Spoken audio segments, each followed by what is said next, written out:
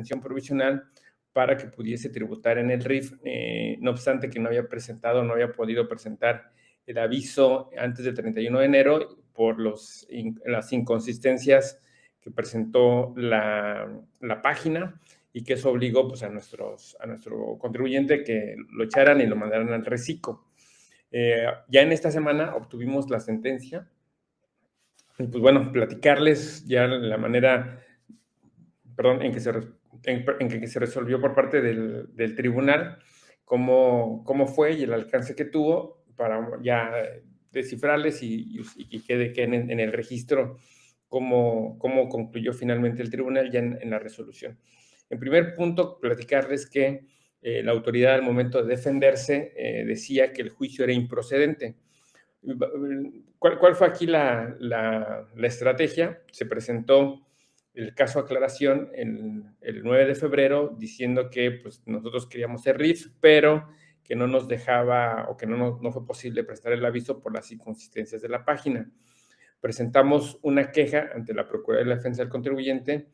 en donde en informe a esta queja se obtiene un oficio de parte de la área encargada de las tecnologías de la información y del SAT, en donde reconoce que en ese día había habido como una baja una dilución, o se diluyó el servicio de Internet en ese día, ¿no? Y que es lo que ellos estaban como reportando.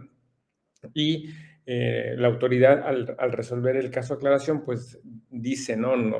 A su consideración, que nos orientaba en el sentido de que para poder permanecer en el RIF había que haber presentado el aviso 31 de enero, y como no se hizo, pues entonces no era dable estar en ese régimen, ¿no? Entonces, con base en estos dos elementos, se presentó la demanda, y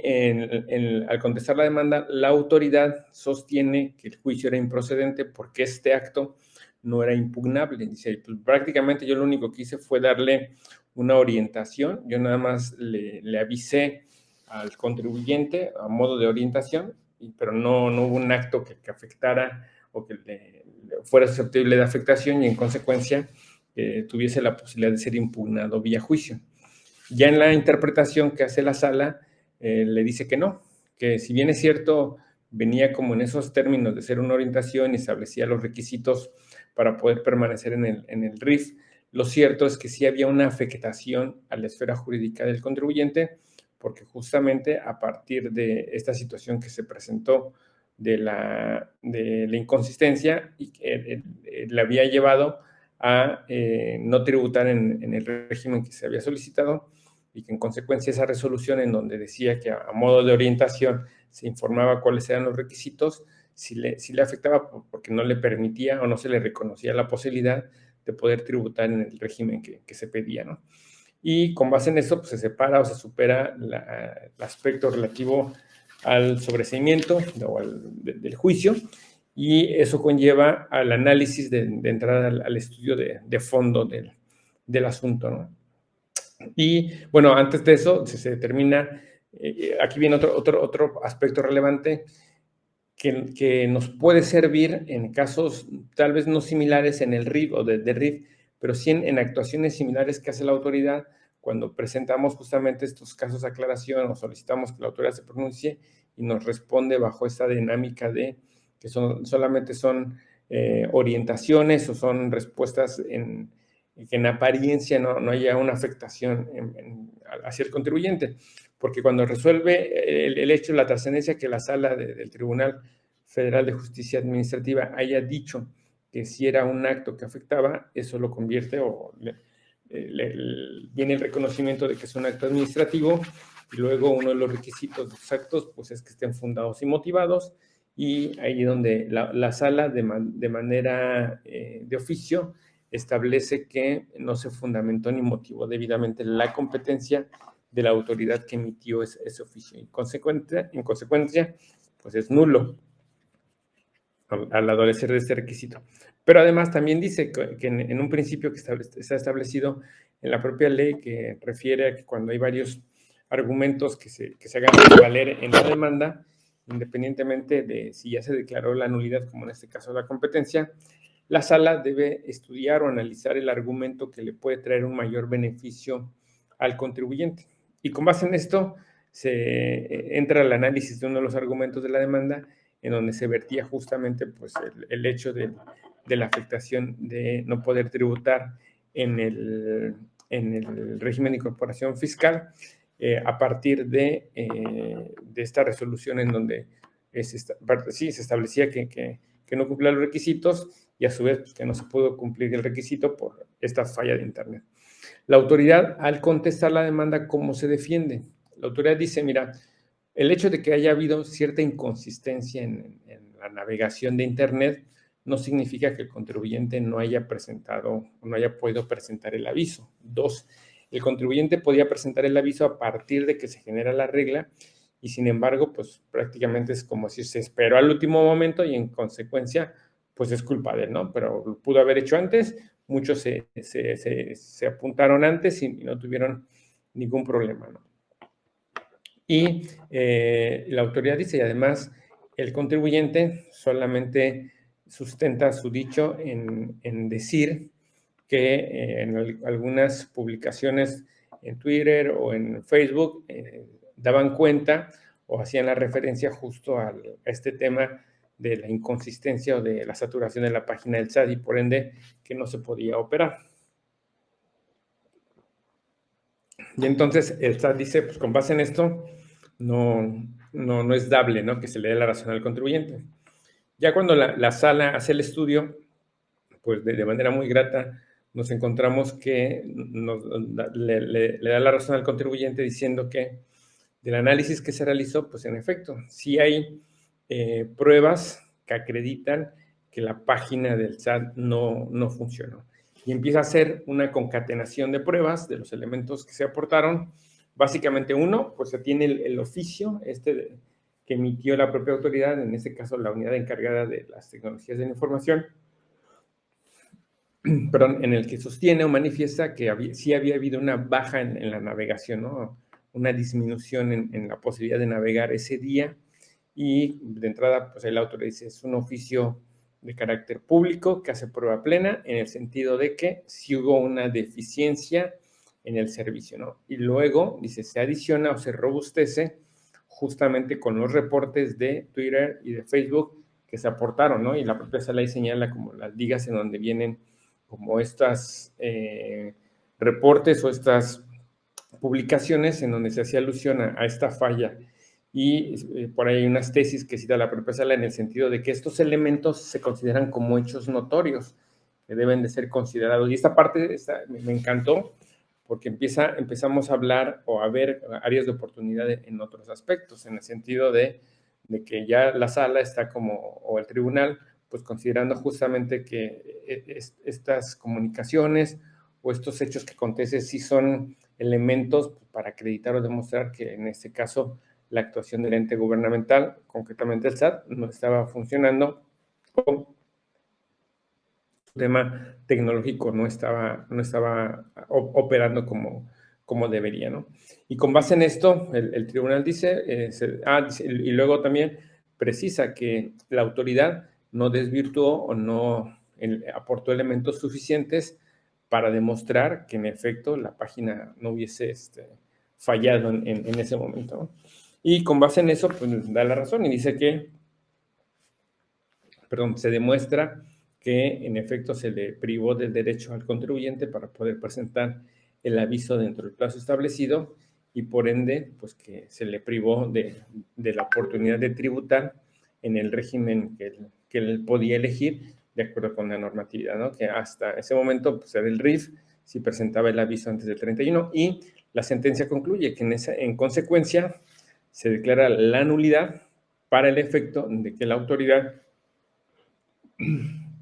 competente de la unidad del SAT sea quien restablezca en el derecho, en el goce de este derecho del contribuyente, a efecto de que tribute en el ejercicio de 2022 ya nuevamente dentro del régimen de incorporación fiscal, ¿no? Y finalmente le da el plazo de 4 meses para cumplimentar la sentencia.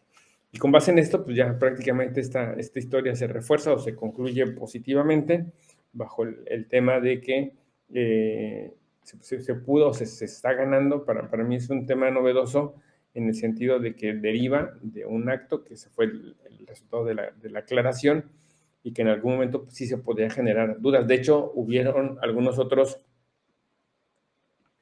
contribuyentes que establecieron la misma estrategia y en algunas respuestas a los casos de aclaración, la autoridad fue modificando, fue perfeccionando la manera que respondía y fue cambiando ahí el lenguaje a tal forma que era, y esto no te estoy diciendo que no,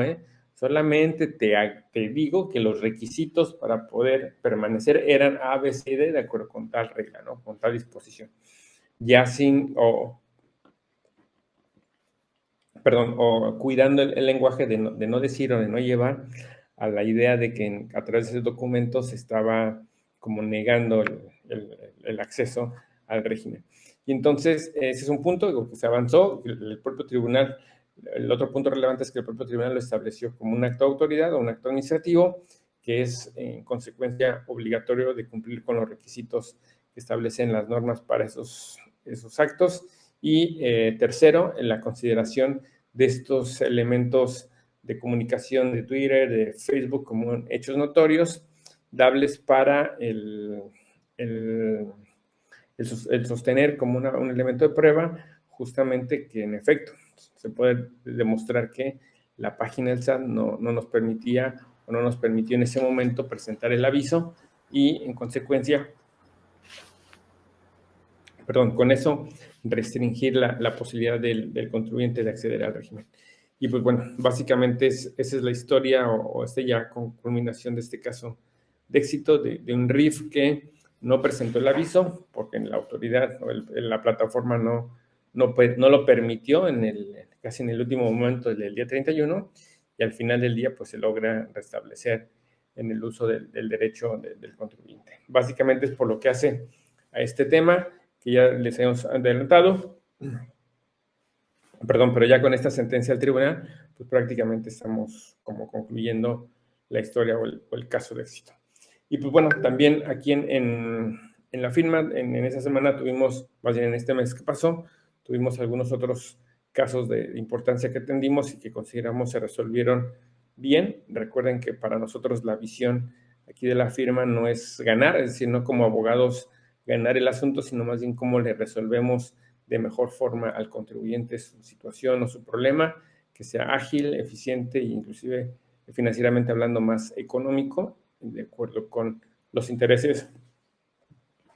de la empresa. Y aquí traemos un buen caso en materia del Seguro Social, que me voy a permitir compartirle el micrófono al contador Nelson de cómo en este asunto se llevó derivado de una verificación, de una revisión que realiza el seguro, se pudo pues, hacer una negociación que a mí me parece muy beneficiosa a favor del contribuyente a partir de las características que ahora el contador les hará referencia. Muchas gracias y bueno, estamos aquí pendientes. Adelante, Nelson, por favor. ¿Qué tal? Muy buenas tardes a todos, muchas gracias. Pues sí, efectivamente, como comenta el maestro Marcos, un caso que tuvimos la oportunidad de atender en este mes y que recientemente la semana pasada pues ya concluyó el procedimiento de la autoridad favorablemente. Y bien, efectivamente, pues como bien sabemos, los contribuyentes pues tienen la oportunidad, en este caso los patrones, tienen la oportunidad de regularizarse en términos de lo que establece el 179 y 180 del reglamento de la ley del Seguro Social en tema de clasificación de empresas. Y bien, pues en un tanto los antecedentes del caso es que pues en el patrón es un grupo de empresas que se dedica a la actividad turística aquí en Quintana Roo, una empresa muy conocida. Y bien, pues es un grupo de empresas que, como bien sabemos, a partir de la reforma con la eliminación de la subcontratación, pues viene el tema de que las empresas pues tienen que hacer los ajustes en su personal, que en el tema también afectó a la parte laboral, y pues en este caso se vieron obligadas las empresas a reestructurar el tema del personal cuando se trata de empresas de un mismo grupo, cuando una empresa presta una parte del servicio y otra presta otra. En este caso es una empresa que brinda servicios de parques y